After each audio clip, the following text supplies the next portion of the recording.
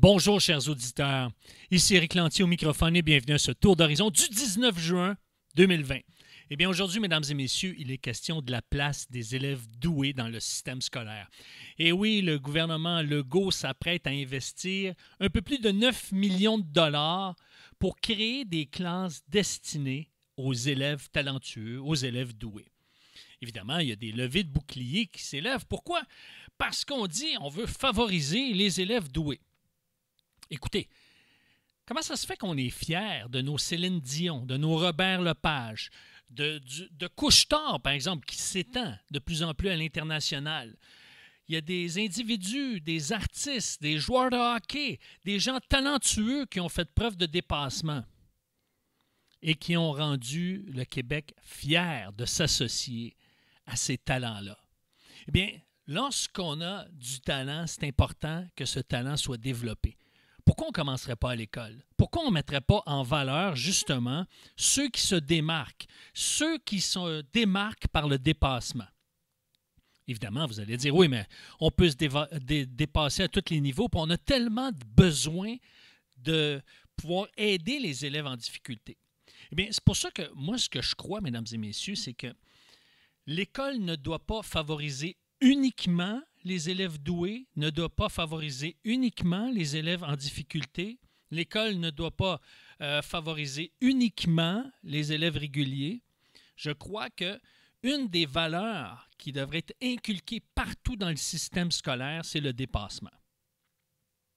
Maintenant, peu importe où est-ce qu'on est dans notre développement éducatif, on peut se dépasser. Je le sais, j'ai été directeur d'école puis j'ai enseigné. J'ai enseigné en milieu rural, en milieu urbain, au secondaire, au primaire, comme titulaire, comme spécialiste, dans des classes multiniveaux. J'ai enseigné l'anglais langue seconde. Et je peux vous dire une chose, j'ai même enseigné à l'université. Et je peux vous dire une chose, mesdames et messieurs, c'est que ce qui est important, c'est qu'on développe tous les types d'apprentissage dans le système scolaire. Le problème, il est clair. C'est qu'on veut mettre tout le monde dans le même panier. On veut intégrer les élèves en difficulté. On veut intégrer les élèves doués. Puis quand les élèves doués s'en vont, par exemple, parce que les parents vont inscrire leurs jeunes dans des écoles privées, on est en train de dire, on est en train d'écrémer le système scolaire public. Le problème, ce n'est pas ça, mesdames et messieurs. Le problème, c'est que justement, le système scolaire public ne prend pas soin de ses élèves doués. Et là, vous allez me dire, ouais, mais on n'est pas pour favoriser les doués puis défavoriser ceux qui ont de la difficulté. Non, ce que je dis, c'est que le système qui veut intégrer tout le monde dans la même classe, dans la même école, ça ne fonctionne pas et ça ne fonctionne plus. Ce que je dis, moi, là, c'est pas parce que maintenant c'est noir, on doit passer au blanc. Non, si c'est pas noir, ça peut être bleu. C'est pas nécessairement blanc. Alors, ce que je propose, moi, c'est un système scolaire un système scolaire à 4 vitesses. Premièrement, l'école pour tous doit être caractérisée par des projets particuliers spécifiques, hors-études, sport-études, scientifiques. Ça peut être même des écoles confessionnelles où est-ce que tous les élèves sont intégrés à cause qu'il y a un projet commun qui mobilise tous les élèves et ça les amène au dépassement. Donc, on peut être un peu moins bon académiquement, mais très fort dans les sports. Et puis, on peut être intégré dans le système scolaire. Et ça aide ces élèves-là à se dépasser et à améliorer leur rendement académique.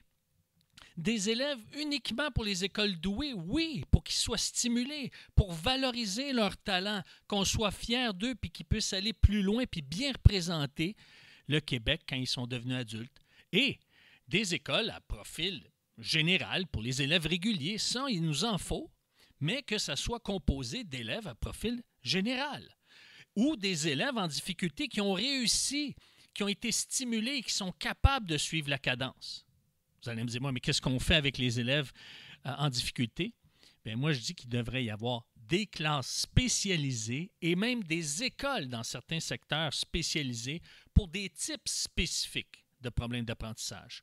Donc, on ne mélange pas les élèves qui ont des problèmes de dysphasie avec des élèves qui sont, par exemple, des autistes ou des élèves qui ont une difficulté de concentration ou les TDAH qui ont un déficit d'attention, etc.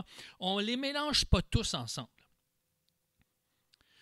On a des classes spécifiques pour eux, des écoles spécifiques pour eux, des pédagogues spécifiques pour leurs difficultés.